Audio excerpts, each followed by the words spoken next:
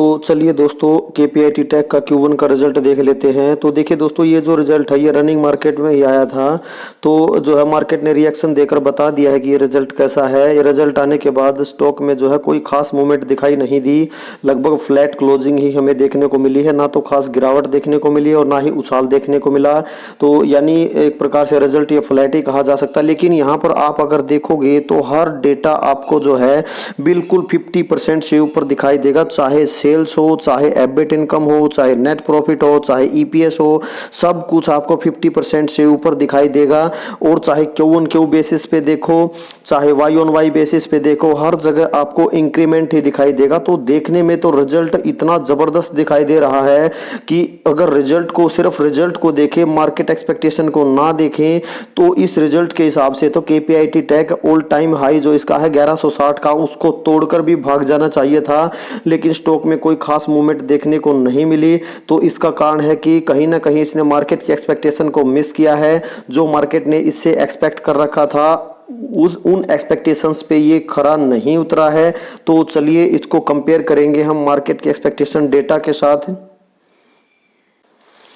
तो देखिए दोस्तों, मार्केट की एक्सपेक्टेशन का डेटा आप लोगों के सामने है, आप यहाँ पर देख सकते हो। अगर केपीआईटी टेक की बात करें तो मार्केट एक्सपेक्टेशन के हिसाब से जो कंपनी का रेवेन्यू है वो बढ़कर हो जाना चाहिए 1068 करोड़, एंड जो प्रॉफिट है वो बढ़कर हो जाना चाहिए 120 करोड़, एंड जो एबिट इनकम है वो बढ़कर हो जानी चाहिए 207 करोड़, एंड जो प्रॉफिट के मार्जिन है वो बढ़कर हो जाने चाहिए, यानी ओपीएम बढ़कर हो जाने चाहिए 19.4।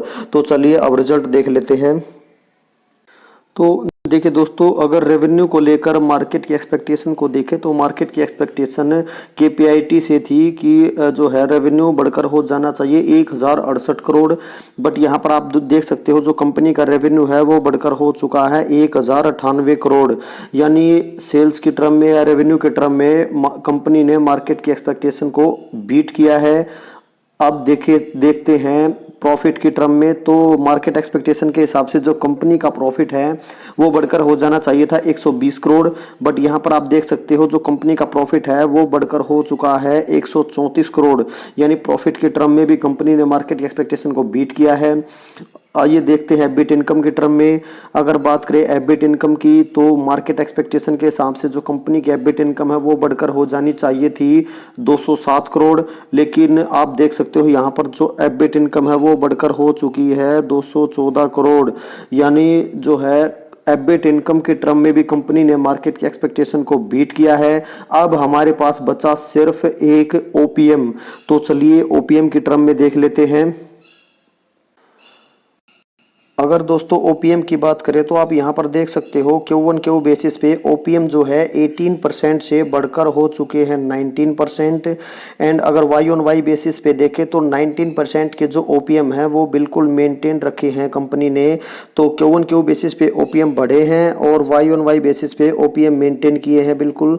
तो अगर इसको कंपेयर करें मार्केट की एक्सपेक्टेशन डेटा के साथ तो मार्केट की एक्सपेक्टेशन थी 19.4 यानी 19.4, और यहाँ पर जो ओपीएम है वो आप देख सकते हो 19%। तो अगर राउंड ऑफ भी करें तो 19.4 को हम 19 लिख सकते हैं, 19 लिख सकते हैं। तो कोई खास बात नहीं है, सिर्फ 0.4 से जो है कंपनी ने मार्केट की एक्सपेक्टेशन को हल्का सा मिस किया है। तो ये मिस कोई खास मिस नहीं है वैसे, क्योंकि 19.4 को अगर राउंड ऑफ भी करेंगे तो 19 ही आएगा, क्योंकि 0.5 से नीचे है। तो कोई खास मिस तो यहाँ पर दिखाई नहीं देता। लेकिन फिर भी स्टॉक भागा क्यों नहीं, बिल्कुल फ्लैट परफॉर्मेंस क्यों देखने को मिली।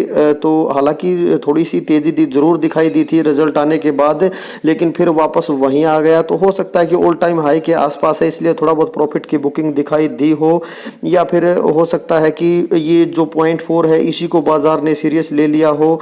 तो बाकी ब्रोकर्स ने जो है ब्रोकर्स पीछे पड़े हुए हैं केपीआईटी टेक के कि जो है अगले एक साल में 50% गिरेगा, तो वो भी पीछे पड़े हुए हैं, ग्रोथ कम मिलेगी। तो इस तरह के नेगेटिव न्यूज चल रही हैं। तो शायद इसी की वजह से जो है अच्छा रिजल्ट पब्लिश करने के बाद भी थोड़ी सी फ्लैट परफॉर्मेंस देखने को मिली है, क्योंकि बाजार जो है बाजार बिल्कुल आगे का देखकर चलता है, और आगे के फ्यूचर को देखकर ही जो है ब्रोकर्स जो है उन्होंने जो है इसको डाउनग्रेड किया हुआ है। तो बाकी बाज़ार को हमसे ज़्यादा पता है, बाज़ार ने रिएक्शन देकर बता ही दिया, बाकी कल देखते हैं कैसा रिएक्शन मिलता है देखने को। तो ओके, थैंक यू दोस्तों।